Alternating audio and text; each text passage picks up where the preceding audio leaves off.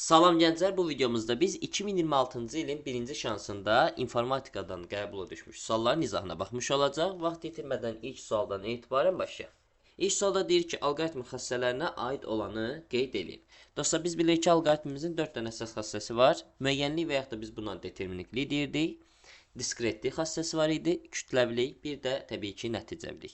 Müəyyənlik xassəsi oldu cavab kimi variant. Müəyyənlik xassəsində bilirdik ki, alqoritmin hər bir addımı əvvəlcədən təyin olunmalıdır, qəti və birmənalı olmalıdır. Kütləvilik deyəndə hər kəs tərəfindən istifadə edilə bilinməli, başa düşülməli və yaxud da eyni tipdən olan məsələlərin həllində bizə yardımçı olmalı idi.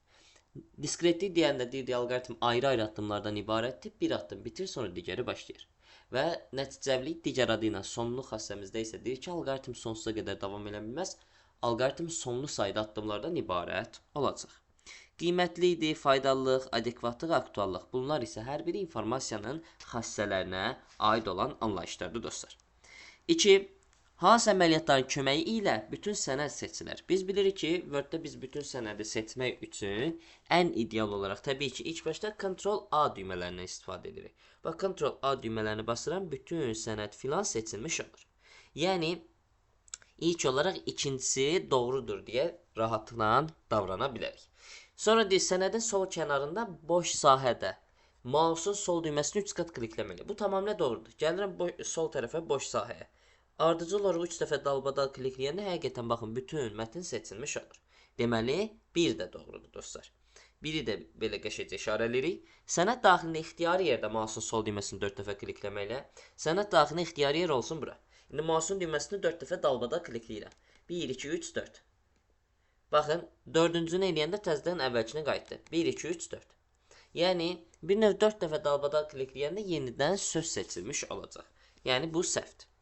Klaviaturadan F8 düyməsini 2 dəfə sıxmaqla, biz bilirik ki, klaviaturadan F8 düyməsini 2 dəfə sıxanda söz seçilir. Bir dəfə kliklədim, heç olmadı, 2 dəfə söz, 3 dəfə cümlə, 4 dəfə abzas, 5 dəfə isə təbii ki, bütün mətn seçilmiş olur. Yəni, klaviaturada F8 düyməsini 5 dəfə sıxmaqla bu da doğrudur. Sonra, kursoru sənədin sonunda yerləşdirib klaviaturadan Shift-Ctrl Home düymələrini sıxmaqla. Bu tamamilə doğrudur. Gələm kursoru sənədin sonuna gətirirəm. Sənədin sonuna gətirəndə kursoru, klaviaturadan Ctrl-Shift Home düymələrinə basanda dostlar, həqiqətən bütün seçilmiş olur hər biri. Yəni, bu da tamamilə doğru bir fikirdir dostlar. Deməli, 5 də doğrudur. 1, 2, 5, 7 elə cavab kiməsində bizim B variantı çıxmış olur. Bunu da işarə edə bilərik. İndi klaviaturada Ctrl düyməsini basılı saxlayaraq, sənəd daxilində ixtiyari yerdə mouse'un sol düyməsini klikləmənin, baxın, Ctrl basılı saxlayaraq, sənəd daxilində ixtiyari yerdə sıxanda bir növ sətir kimi seçilmiş olacaq. Baxın, bir dəfə də edirəm, fikir versəz, yəni sətir deyəndə tam dəqiq başa düşsək, cümlə seçilmiş olur. Deməli, Ctrl sol klikə bassam, ixtiyari yerdə cümlə seçilir. Amma gəlib sol boşluqda eləsəm bunu, bax, sol boşluqda. Ctrl düyməsini basılı saxlayaraq, mouse'un sol klikini vursam, bütün mətn seçilmiş olacaq. Deməli, cavab kimi 1, 2, 5, 7-ni götürürük. Gəldik, Ribbon interfeysi təqdimatın hansı görünüş rejimində əks olunmur? Biz bilirik ki, PowerPoint-imizdə ümumiyyətlə bizim 5 dənə əsas görünüş rejimi var. Zaten o görünüş rejimlərinin hər birinin adını da burada qeyd edirik. Yalnız Reading View'dur ki, Reading View'da biz hər hansı bir görünüş rejimimizdə, bu Reading View'da hər hansı bir, təbii ki, linkdən, Ribbondan danışmış olmayacaq. Məsələn, PowerPoint-də burada hazırlardan birini açaq və bunu Reading View-da açmış olaq. Baxın, Reading View-dan əvvəl Outline View-dur, Normal View-dur, Slide Sorter-dur və Notes Page-dir. Burada fikir versəniz, lent yox olmur. Amma Reading View-ya gəlsəm, lent söhbəti yığışdırılmış olur. Deməli, cavab kimi dostlar, D-ni götürürük. Deyir ki, 24 nömrəli sualda.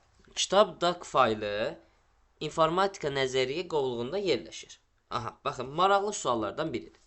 Yəni, diqqət eləyəcəyimiz hissələrdən biridir həmçinin. Deyir, informatika qovluğunda sonra praktika alt qovluğu yaradılır və həmin fayl yeni yaradılmış alt qovluğa daşınır. Deməli, dostlar, əvvəl kitab.doc bu hissədə idi. Sonra informatika qovluğu daxilində praktika yaradılıb. Yəni, C, informatika, indi info yazacağım, birinci odur. Və informatikanın altında praktika alt qovluğu yaradılıb. Yəni, diqqət eləyən, nəzəriyyənin içində yox, informatikanın altında yaradılıb. Ona görə informatikanın altında yazıram. Və bizim həmin fayl, yəni kitab.docda həmin alt qovluğa daşınır. Deməli kitab.doc da bura gəlmiş olur. Deməli bizim faylın tam adı və yaxud da yolu bu formada formalaşır. C-info praktika kitab.doc. Yəni cavab kimi D variantını götürmüş oluram. 25. Elektron cədvəl fraqmenti verilib. Diaqram deyir elektron cədvəlin hansı xanalar diapazonu əsasında qurulmuş olacaq. Dostlar, Excel ilə əlaqəli möhtəşəm və rahat suallardan biridir. Həll eləməyə çalışaq. İndi baxıram, bizdə AA8 plus AA9 böl 3 yazıb. AA8 baxıram ki, budur, 18-dir. 18 üstə gəlsin. AA9 baxıram ki, dostlar, 12-dir. 18 plus 12, 30 bölü 3, bura elədir, 10. İndi gəlirəm bu hissə. If AA8 böyükdürsə AC7-dən. AA8 18 idi. AC7 baxıram ki, neçə oldu? 10 oldu. 18 ondan böyükdürmü? Bəli. Bəlidirsə yadda saxlayın. Ifdə birinci hissə bəli olur, ikinci hissə false olur. Yəni əgər şərtimiz doğrudursa, ümumiyyətlə ifin yazılışı necədir? If deyir ki, birinci şərt gəlir. Əgər şərt doğrudursa true hissəsi icra olunur, şərt yanlışdırsa false hissəsi icra olunur. İndi bizdə şərt doğru olduğuna görə true hissəsi icra olunur. Deməli buranın nəticəsi 12 oldu. Və son olaraq power AB8, AB8 baxıram ki 20-dir. AA8-də 18-dir. 20 çıxılsa 18, 2. 2,3 nə deməkdir? 2 üstü 3 deməkdir. Yəni power da belədir. Deməli burada oldu 8. İndi dostlar, bu nəticələrdən sonra baxaq indi hansı xanalar diapazonu əsasında bizim bu ifadəmiz qurulmuş ola bilər. İndi dostlar baxın, bizdə bu hissədən etibarən saat əqəbi istiqamətində bizim elementlər dolmuş olur. Və baxırsınızsa, ikinci hissədəki element digərlərindən böyük olmalıdır. Digərlərindən böyük olmalıdır. İndi məsələn, AA7 AC7 eləsək, AA7 AC7-də birinci və üçüncü bir-birinə bərabərdir. 10 10-a bərabərdir. Amma burada fikir versiniz, faizlər bir-birinə fərqlidir. Deməli, A variantı tamamilə səhvdir. A variantını götürmürəm. Hətta qırmızı ilə işarə edəcəm bunları. Sonra gəlirəm AB7-dən AB9-a. AB7, AB9 hissəsində. 14, 26 kimi gəlirik. İndi baxın dostlar. Bura 14, bura 20, bura 6 kimi gəlib. İndi baxın, bu ikisinin cəmi 20 edir. 20 20-yə bərabərdir normalda. Amma faizlərini toplasam 24 ilə 36 60 faizdir. Digəri 40 faizli hissədir. Yəni burada uyğunsuzluq var. Niyə? Çünki əgər ədədlərin özləri bir-birinə, ədədlərin cəmi, bu iki ədədin cəmi digəri hətta bərabər olursa, faizlərdə də eyni cür olmalıdır. O ikisinin faizinin cəmi bizim digərinin faizini verməli idi. Çünki 50 faizli hissə biridir, digərləri isə bir yerdə 50 faizli hissəni vermiş olur. Ona görə bu variantda səhvdir. C variantına AA7, AA9. AA7, AA9-a baxsam 10, 18 və 12 qiymətdən görürəm. Baxıram ki, birinci ədəd 10 olur, ikinci ədəd 18 olur, üçüncü ədəd 12 olur. Burada da yanlışlıq var. Niyə? Çünki bizim ən kiçik ədəd üçüncü ədəddir.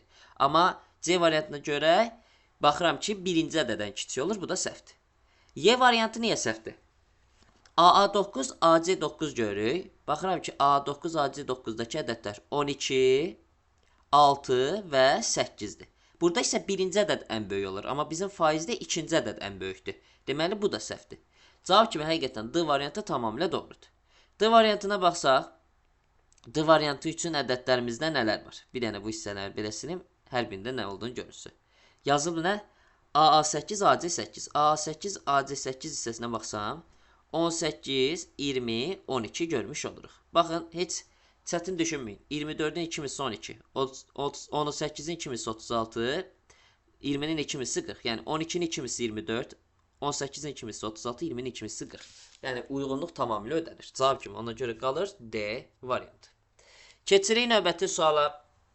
Gəlirik 26-ya. 26-da deyir ki, TCP protokolunun əsas funksiyası nədən ibarətdir? İndi dostlar, informasiya axınının idarə olunması, paketlərə bölməsi və son məntəqədə onların düzgün yığılması belə TCP-nin əsas vəzifəsidir. Ümumiyyətlə, TCP protokolun əsas funksiyası deyəndə etibarlı məlumat ötürməsini təmin edən protokol ağlımıza gəlməlidir. Zaten yadınızdasa biz deyirdik ki, internetin əsas baza protokolları TCP/IP-dir. TCP həmin o məlumatların paketlərə bölünməsi, qarşı tərəfə düzgün ardıcılıqla çatdırılması, orada yenidən yığılması və itən paketləri də yenidən göndərməyə fokuslanan bir protokolumuzdur. Bəs digər variantlar nədir? B variantındakı dostlar bizim UDP protokoludur. Yəni qısa məlumatların ötürülməsi və etibarının təmin olunması. Ümumiyyətlə təmin olunmaması. UDP bir növ sürətlidir, amma etibarlı olmayan bir protokol sayılır. Yəni heç bilmir ki, və yaxud da yoxlamır ki, paketlər ora çatıb ya yox. C variantındakı informasiya paketlərinin düzgün ünvanlandırılması bu isə IP-nin vəzifəsidir. Yəni internet protokolunun vəzifəsidir. Yəni burada yazacaq IP. Sonra uyğun marşrutlar haqqında şəbəkəyə lazım məlumatlar verməsi bu daha çox routing protokollara aid olan bir özəllikdir dostlar. Paketlərin hansı yolla gedəcəyini müəyyən edir. Y variantı isə dostlar uyğun gələcək SNMP var, şəbəkənin vəziyyəti haqqında məlumat verən, şəbəkə monitoringi və yaxud da idarəetmə protokolları kimi götürülür. Bir də dostlar ICMP-ni də bəzən götürə bilərik. Bunun üçün ICMP bilirdik ki, bizim şəbəkədə nəsə xəta bildirişləri və yaxud da diaqnostik bir işlər varsa, onlar haqqında istifadəçilərə, yəni daha doğrusu orada şəbəkədəki cihazlara məlumat verir.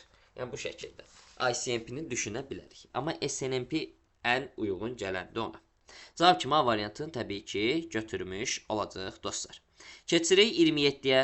Verilənlərin tipi deyil. Biz bilirik ki, currency verilənlərin tiplərindən əsaslardan biridir. Valuta pul. Calculated dostlar var. Sadəcə biz bilirik ki, calculatedimiz bizim əlavə hissəmizdə görə biləcəyimiz data tiplərdən biridir. Number var.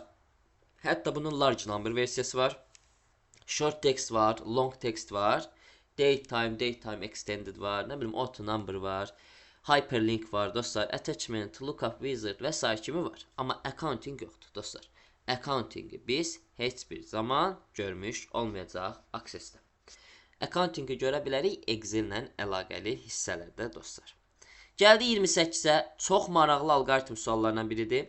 Alqoritm icrası nəticəsində deyir ki, n 8 qiymətini əldə edib. N-in ilkin qiymətini müəyyən edir. Deməli, n sonda 8 qiymətini almalıdır. İndi en sonda 8 qiymətini alması üçün biz görürük ki, dövrümüzdə n hər dəfə 8 vaid azalır. Bizə ilk maraqlıdır ki, görəsən bizim dövr neçə dəfə baş verib ki, n-dən bu 8-i çıxıblar.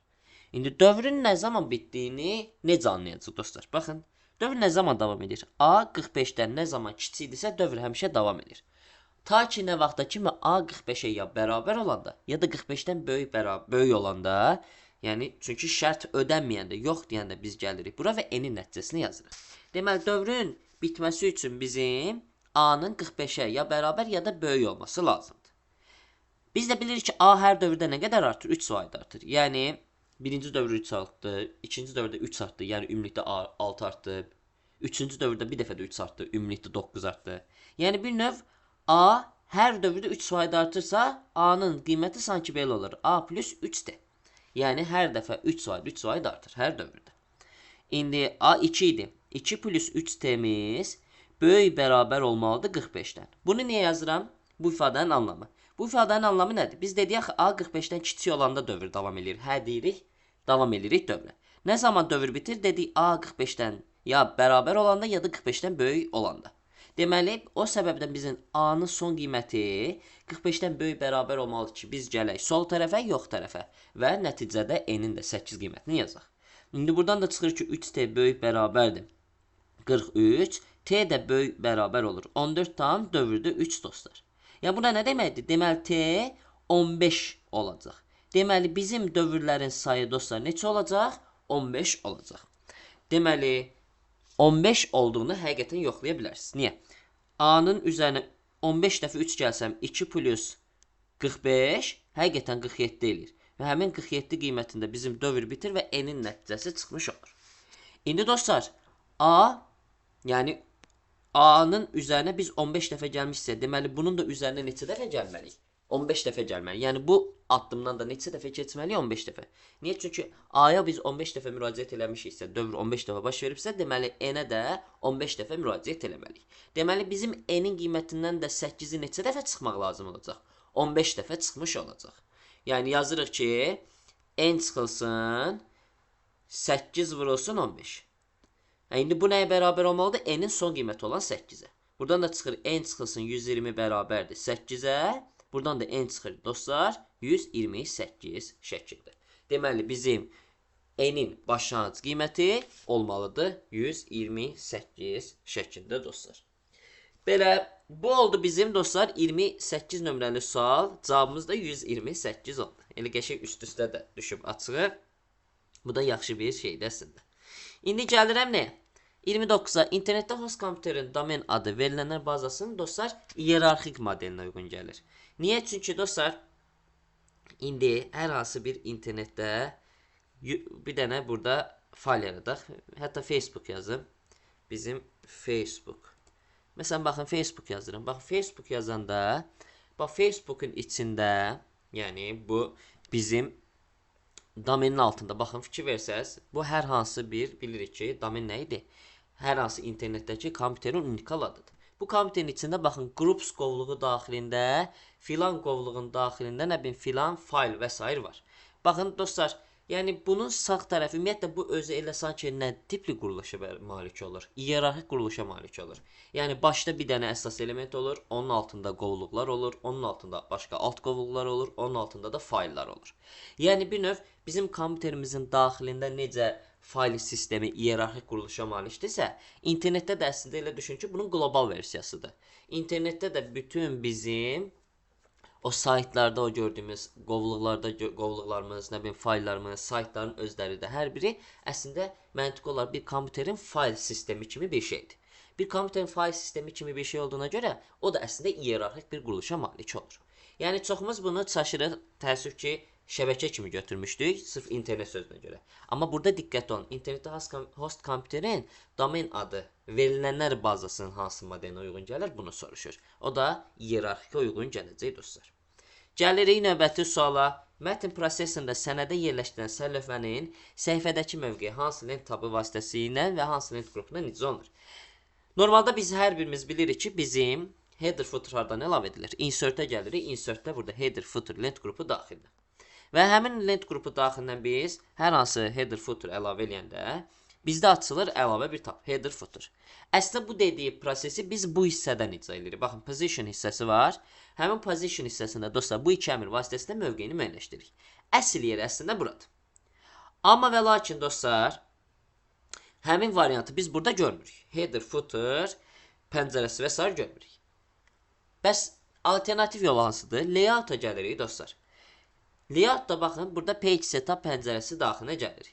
Page setup pəncərəsində layout bölməsində dostlar burada yazılıb header footers hissəsi. Və burada var different odd and even, bir də different first page. Yəni tək və cüt səhifələrin bir-birinə fərqlənməsi, different first page birinci səhifədən fərqli olması. Bir də aşağıda var from edge hissəsi. Burada from edge hissəsində header footer yazır və məsafələr qoyulur. Yəni baxın, bu dostlar bizim header və footerın səhifənin kənarlarına məsafəsini təyin etmək üçündür. Deməli, layoutda page setup lent qrupu daxilindən biz bunu eləmiş olacaq dostlar. 30 nömrəli sualın ona görə cavabını C variantı kimi qeyd eləmiş olaq hər birimiz. Gəlirik 31-ə. Hər kateqoriyaya uyğun gələn funksiyaları təyin eləmiş olun. İndi hər kateqoriyaya gələn uyğun funksiyaları müəyyən etmiş olaq dostlar. Deməli, bizdə 4 cür kateqoriya olacaq. Math, yəni riyazi, statistical, yəni statistik, text, yəni mətn, bir də logical, məntiqi. İndi baxın, riyazi funksiyalara nələr aiddir, onları qeyd eləsək yaxşı olar. Deməli, riyaziyə burada qeyd edirəm. Bu funksiyaların adları filan da bir yenə kateqoriya kimi düşə bilər. ABS biz bilirik ki modul idi. Faktorial. Sonra power, yəni qüvvət üstü. Sum. Sum if. Məsələn, sum if burada heç birine aid olmayacaq. Çünki bunun vəzifəsi məhz riyazidir. Və bir də product var idi. Hasil. Yəni məntiqi olaraq bunlara aid edirsiniz. Daha doğrusu riyazi olaraq aid edirsiniz. İndi məntiqi sözün başqa şeyə görə istifadə edelim. Çaşmayın deyə belə deyək. Deməli, riyazi funksiyaları bunları aid eləmiş oldunuz. ABS, fact, power, sum, sum if, product. İndi mətnə nələr aiddir? Onları yazsaq. Mətnə aiddir len, left və bir də vaciblərdən right. Yəni, ən vacib bu 3 dənə bizə lazımdır. Right var deyə 1-ə gəldi C. Məntiqiyə nələr aiddir dostlar? True, false, sonra and, or, not, bir də if. İndi bura if görürəm. If'ə görə 2'ye gəldi y variantı. Demək 1c 2y.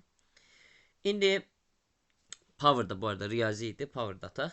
3'ə nə gələcək? Statistikə. Statistikdə deməli var average, yəni ədəd orta. Sonra bura aid eləyəcək max, min. Sonra aid eləyəcək dostlar lazımlardan count, count a və bir də count if. İndi bizdə kim var? Təbii ki burada count if var. Deməli 1c, 2y, 3'ə də A variantı uyğun gələcək. 31 nömrəli sualın variantı açıq tipli deyil, variantdadır dostlar. Olacaq Y variantı. Burada yeni də işarələyək. Gəlirik 32'yə. Aşağıdakı göstərilənlər lent tabının hansı düyməsinə aiddir? Dostlar baxın, bu bizim bir növ home tabında görəcəyimiz paragraf hissəsindəki bullets əmri daxilindədir dostlar. Home tabında, paragrafda baxın burada bullet əmri var ki, həmin bu əmrin daxilində biz bunları görmüş oluruq. Yəni cavab kimi B variantı olacaq. Dostlar, bu bizdə abzasların siyahlanması, nömrələnməsi üçündür. Bu bilirik ki, sətir və yaxud da abzas arası məsafəni artırıb azaltmaq üçündür. Bu çox səviyyəli siyahı yaratmaq üçündür. Bu da sorting, yəni çeşidləmə eləmək üçün istifadə edilir. Yəni daha doğrusu düzənləmə deyək buna, daha doğrusu burada da görə bilərik həmin o sort hissəsini. İndi deməli sonra gəlirik növbəti sualımıza, 33 nömrəli sualı. Sistem proqram təminatına aid olanları müəyyən edin dostlar. Diqqətli davranacaq. İndi verilənlər bazasını idarə etmə sistemləri tətbiqi proqram təminatına aiddir. Əməliyyat örtükləri sistemə aiddir. Kompüterin iş qabiliyyətinin diaqnostik proqramları. Dostlar, kompüterin iş qabiliyyətinin diaqnostik proqramları deyəndə biz elə bunları götürəcək texniki xidmət proqramlarından söhbət gedir. Və onlar da sistemdə servis bölməsinə aid edilmiş olur. Avtomatlaşdırılmış layihə sistemləri bilirik ki, tətbiqi aiddir. Expert sistemləri tətbiqi aiddir. Bir də arxivləşdirmə proqramları bizdə sistemə aid olur. Cavab kimi 33'ə A variantı uyğun gələcək. 34. Doğru mülahizələri müəyyən edin. XMOS, RAM, cache yaddaş və video yaddaş daxili yaddaşlar sayılmış olur. Tamamilə doğrudur. Hətta daxili yaddaş kimi əlavə olaraq bura ROM-u daxil edə bilərik. Əlavə olaraq registrdə daxil edərik. Əməl yaddaşda aktiv proqrama verilənlər müvəqqəti saxlanılır. Bəli, zaten əməl yaddaşın digər adı müvəqqəti yaddaş və yaxud da operativ yaddaş sayılmış olur. Səs kartı informasiya daşıyıcısıdır. Səs kartı daha çox bizdə analog səsin, rəqəmsal səsin analoqa çevrilməsi funksiyasını icra edir. Ona görə həm giriş, həm də çıxış funksiyası icraatında özünü göstərmiş olur. Streamer məlumatı maqnit lenti üzərində saxlayan yaddaş qurusudur. Bəli, hətta bilirik ki, ilk dəfə 2-ci nəsildən etibarən streamerlardan istifadə edirlər. Matrisi printer informasiyanı istilik vasitəsilə kağıza çap edir. Matrisi də dostlar iynələrin köməyindən idi. İstilik vasitəsilə olan bilirik ki, termik idi. Və skanerin seyrəlik qabiliyyəti bir düymə düşən xətlərin sayına təyin olunur. Bir düymə düşən xətlər, yəni LPI, bir də bizdə digitizerin ən əsasıdır. Həmçinin plotter və printer də bura aiddir.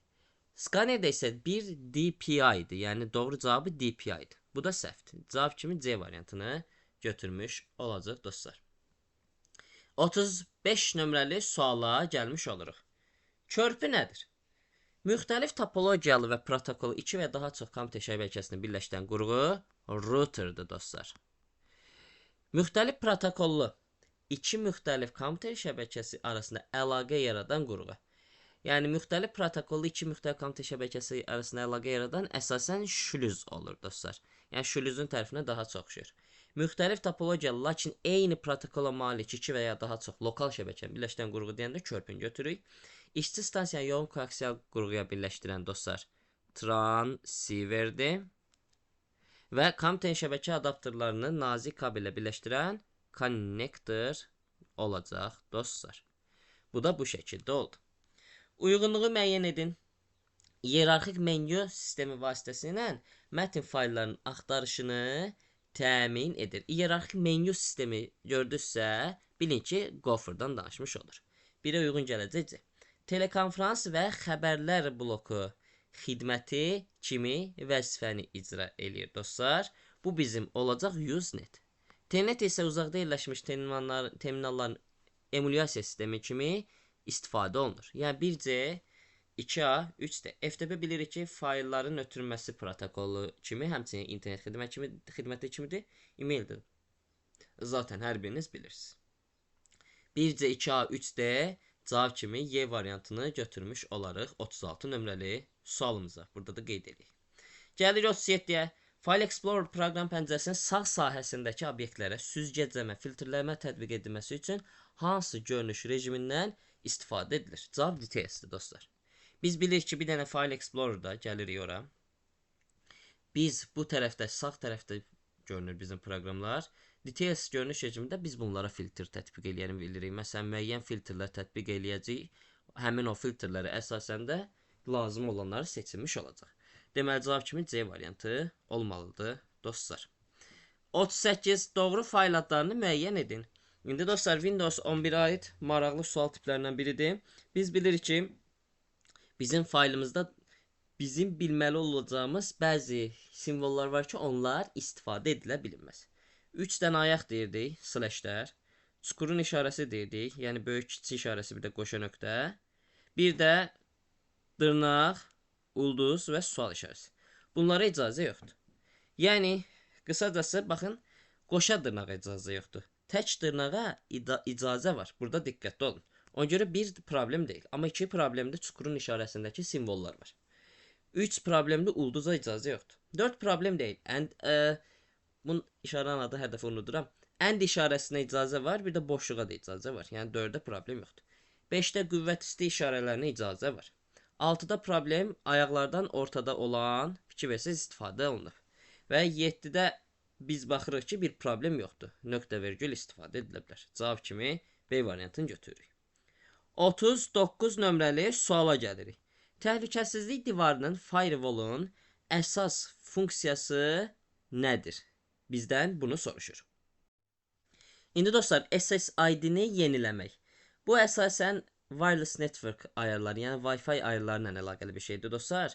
SSID bir Wi-Fi şəbəkəsinin adıdır. Router üzərində əsasən dəyişdirilmiş olur. Yəni təhlükəsizlik divarı firewall ilə əlaqəli deyil. DNS ünvanlarını şifrələmək və gizlətmək, bu daha çox DNS over HTTPS, yəni DOH və yaxud da DNS over TLS, yəni DOT vasitəsindən əsasən icra olunur və bunu bir növ əsasda DNS sorğularını gizlətmək üçündür. MAC ünvanını dəyişmək, bu MAC spoofingdir. Bu da şəbəkə kartının fiziki ünvanını dəyişmək və yaxud da daha çox təhlükəsizlik testləri və yaxud da gizlilik üçün istifadə olunan zaman icra edilir.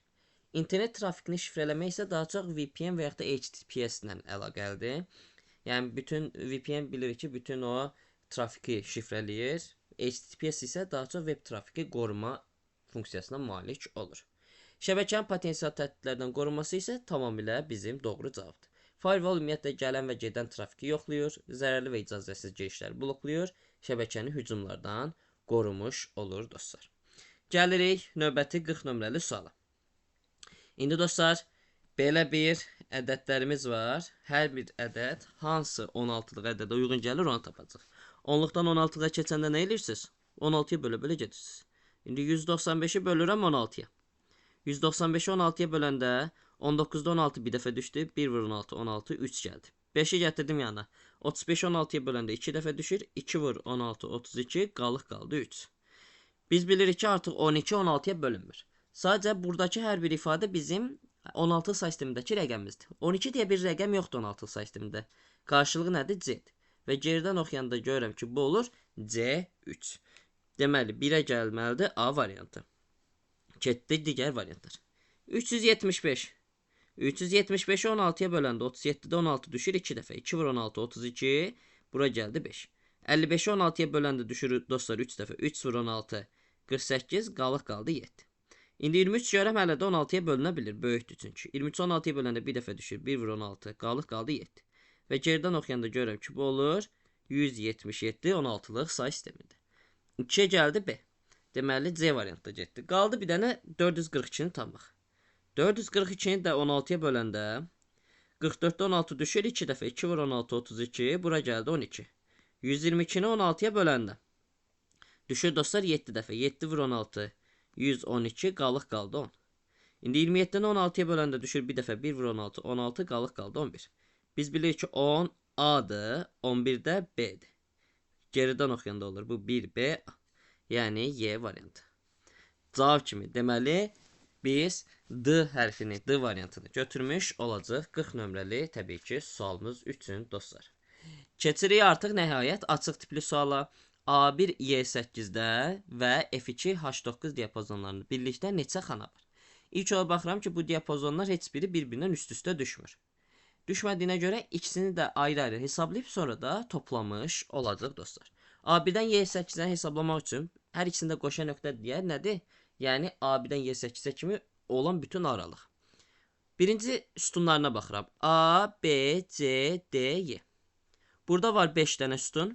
Sətirlərə baxsam 1-dən 8-ə kimi böyükdən balacanı çıxırdıq, üzərinə 1 gəlirdi. Çünki həm 1 nömrəli sətir, həm də 8 nömrəli sətir iştirak edir. Hər ikisi iştirak eləyəndə biz deyirik ki, böyükdən balacanı çıxıb üzərinə 1 gəlməliyik. 8 dənə də sətir var. Bunları vuranda bir-birinə bu eləyir 40 dənə xana. F2 H9-da F-dən H-a kimi F, C, H. 3 dənə sütun var. 2-dən 9-a kimi yenə 9-dan çıxıram 2-ni üzərinə 1 gəlirəm. Verir bizə 8 dənə sətiri. 3 vur 8 burada da eləyəcək 24 xana. 40 xana plus 24 xana verəcək bizə. Sonda 64 dənə xananı. 42. Kitabın elektron versiyası 192 səhifədən ibarətdir. Deməli 192 səhifəli bir dənə elektron versiyalı sənədimiz var. Yazırıq bura 192. Bura qədər oxuduq. Sonra bu kitabın hər 3 səhifəsinin birində. Hər 3 səhifəsinin biri nə deməkdir? Yəni məsələn, birincidə yox, ikincidə yox, üçüncüdə, dördüncüdə yox, beşincidə yox, altıncıda. Yəni 3də birində. Hər 3 səhifəsindən biri 3də biri deməkdir. Yəni 64 dənəsində 192-nin çünki 3də biri 64-dür. Vuranda da yoxlaya bilərsiniz. Deməli, həmin 64 dənə səhifənin hər birində var 512 vur 256 piksel ölçülü və rəng dərinliyi 16 bit olan şəkil. Bura kimi gəlin şəklin həcmini tapaq. Deməli, ölçüləri 512 vur 256-dır. Və dostlar, fikir versəz, rəng dərinliyi 16 bitdir. Biz bilirik ki, şəklin həcmini tapanda şəklin həcmi bərabərdir. A vurulsun, B vurulsun, rəngin dərinliyi. Yəni, biz elə rəng dərinliyinin özünü qoyuruq. İndi A 512 209-dur. B 256 208-dir. Rəng dərinliyində 16 bitdir. Yəni, 204 bit. Bunları bir-birinə vuranda verir bizə 221 biti. Sadəcə dostlar bu bir dənə şəklin həcmidir. Bizə deyir ki, hər 3 səhifəsindən birində, yəni o 3 səhifənin hər birində, yəni hər 3 səhifəsinin birində 64 səhifə idi. 64 səhifənin hər birində bu şəkil var. 64 səhifənin hər birində bu şəkil varsa, deməli biz bir dənə şəklin həcmini axırda vurmalıyıq həmin o 64-də. Vururuq axırda bir dənə də 264-də bax. 206, aha. 206-ya 64-də vururuq. Verir bizə 227 bitdi. İndi dostlar 227 bitdi. Biz də axırda megabayt nə istəyir deyə megabayta çevirəm. Bitdən bayta gedəndə 203-ə bölürəm. Baytdan kilobayta gedəndə 210-a bölürəm. Kilobaytdan da megabayta gedəndə 210-a bölürəm. Yəni qısacası 223-ə bölürəm. 227-ni 223-ə böləndə 204 qalır. Yəni bizdə bu hissənin həcmi oldu 16 megabayt. Deməli, bura oldu 16 megabayt. Sonra deyir ki, qalan səhifələrin hər birində, qalan səhifələr 192-nin 64-ü getsə nə qədər qalıb? 128-i. Qalan səhifələrin hər birində, yəni 128 səhifə hər birində 4096 dənə simvol var və Unicode-da kodlaşdırılıb. Deməli dostlar, həcmimiz olacaq, həmin o səhifə 207 vurulsun, qalan səhifə. Vurulsun hər səhifədəki simvol olan 212, vurulsun Unicode dediyinə görə 2 byte. Bu da verəcək bizə 220 byte. İndi bunu da megabayta çevirəcəm. 220 byte megabayta çevirəndə bytedan kilobayta gedəndə 210-a, kilobaytdan da megabayta gedəndə 210-a böldüm. Yəni qısacası 220-yə böləndə 220-yə böləndə verəcək bizə dostlar 1 megabayt. Deməli 1 megabayt da mətnim var. Bu kitabın elektron versiyasının informasiya həcmi neçə megabayt olar? 16 burada, 1 burada. Deməli, ümumilikdə olacaq 17 megabayt. 43-ə gəldim. 3 ölçülü qrafiki proqram vasitələrinə aid deyil. Dostlar, Photoshop 3 ölçülüyə aid deyil, rasterdir. Bunu götürdük. ZBrush 3 ölçülüdür, Maya 3 ölçülüdür, Soft Image XSI 3 ölçülüdür. Illustrator vektordur, Corel Draw da vektor olacaq. Üç ölçülüyə başqa aid eləyə bilərik Blender-ı, Rhino-Series'li, sonra Cinema 4D-ni, CAD proqramlarını, məsələn, olsun ArchiCAD, AutoCAD, OrCAD. Bunları da daxil edə bilərik. 44. Setup slideshow əmri ilə yerinə yetirilən əməliyyatları müəyyən edin. Bax, diqqətli olun. Bizdə setup slideshow əmridir. Əmr deyirsə biz nədən danışacağıq? Gəlir indi PowerPoint-ə. Burada bu arada PowerPoint faylı açıq qalmaymış. Eyb yoxdur. PowerPoint-ə gəlik. PowerPoint-də ən son açdığımız bu idi. Baxın, gəlirəm slideshow-da. Burada setup slideshow əmri var. Bu əmrə basanda dostlar, bax bu pəncərədən danışır. Biz bu pəncərədə nələr edə biləcəyik onlardan danışırıq. Bu pəncərədə biz slaytları gizlətmirik dostlar. Slaytların gizlədilməsi oradan olur. Burada fikir versək slayt gizlədilməsi yoxdur. Slayt gizlədilməsi slideshow tabında setup lent qrupu daxilində hide slaytdan edilir dostlar. Yəni bir olmur. Slaytlar arasında keçid vaxtının təyin olması, slaytlar arasında keçid vaxtının təyin olması rehearse timings'dən olur və yaxud da gəlirdik yadınızdasa transitions'a. Transitions'da burada after'dan eləyirdik dostlar. Deməli, bizdə burada o vaxtı təyin eləmirik. Deməli, 2 də olmur. 44-də 2-ni də atdıq. Bir slaytdan digərini avtomatik keçmək üçün daxil edilmiş, burada E hərfini yemişəm, vaxt qrafikindən istifadə. Yəni, bir növ biz burada tutaq ki, istəyirik ki, using timings if present, bunu basmışıq. Bu nə deməkdir? Bunu aktiv eləyəndə biz dostlar, əgər tutaq ki, rehearse timings'də və yaxud da after'da əvvəlcədə müəyyənləşdirilmiş vaxt qoymuşuq hər bir slaytda. 7 saniyədən sonra bu slayt keçsin, 10 saniyədən sonra bu slayt keçsin. Həmin bu əmrlərin, həmin bu prosesin aktiv olmağını istəyiriksə, using timings if present əmri aktiv olmalıdır. Bu əmr aktiv olanda dostlar, yəni özü avtomatik olaraq keçid eləyəcək. Bunu özü icra eləmiş olacaq. Yox, əgər o aktiv olmasa, manual olsa, biz özümüz əllə eləyəcəyik. Deməli dostlar, bir saytdan digərini avtomatik keçmək üçün onu aktiv eləməliyik. Təqdimatın nümayiş tipinin seçilməsi dostlar. Bəli, burada da biz show type nümayiş tipini dəyişdirə bilirik. Full screen olsun, belə sadəcə pəncərə kimi bu formada mı olsun, üzrü sayın. Və bu formada bunları etməyə imkanına malik ola bilirsiniz dostlar. Və dostlar, slaytda nitq müşahidə ilə müşahidə etmək üçün səsin yazılması. Səsin yazılması yox dostlar, burada nitqdən müşahidə edilməsin və yaxud da edilsini edə bilərsiniz. Yəni baxın, bu hissədə show options'dan edə bilərsiniz və yaxud da animasiyalı olsun mu olmasın mı, escape-dən çıxaq mı çıxmayaq mı və s. Amma səsin yazılması buradan deyil. Ona görə 5 səhvdir dostlar. 3, 4, bir də 6 doğru olacaq. Nümayiş olunacaq slaytların intervalını göstərməsi. Show slide hissəsində isə biz bax from-dan burada intervalda təyin eləyə bilərik dostlar. Deməli cavab kimi 3, 4, 6-nı müəyyənləşdirmiş olacaq. Və son suala gəlir 45. Uyğunluğu müəyyən edək. Dostlar, insert. Insert tabında, review tabında, bir də view tabında nələr var onlardan soruşur. İndi biz bilirik ki, insert tabında bizim görə biləcəyimiz online videosu var. Biz buradan videoları əlavə eləyə bilərik. YouTube linki məsələn yerləşdirək, orada görünür. Sonra dostlar, insertdə görə biləcəyimiz var. Həmin bu link, bookmark və cross reference. İndi gəlirəm onu göstərməyə. Bax, links net qrupu daxilində link, bookmark, cross reference. Bir də bizim online videosu hissəsi baxın burada var. Deməli, 1C-yi. Gəlirəm, review. Review'da dostlar görə biləcəyimiz təbii ki, burada bir dənə read aloud'dır. 2-yə gəlir D variantı. Və gəlib görə bilərik ki, read aloud burada var. Və 3-ə immersive reader A variantı və dostlar vertical və ya da side to side page movement aid olur. 1C-yə 2A, 2D, 3AB olacaq. Və videoda burada immersive reader-ı görürəm, bir də page movement hissəsini görürəm. Təəssüf ki, qəbulda çoxunuz immersive reader-ı review'da götürmüşdünüz. Belə dostlar, ümid edirəm bu videosun üçün faydalı oldu. Növbəti videolarda görüşmək ümidi ilə özünüzdən müğayət olun. Allah'a emanet olun.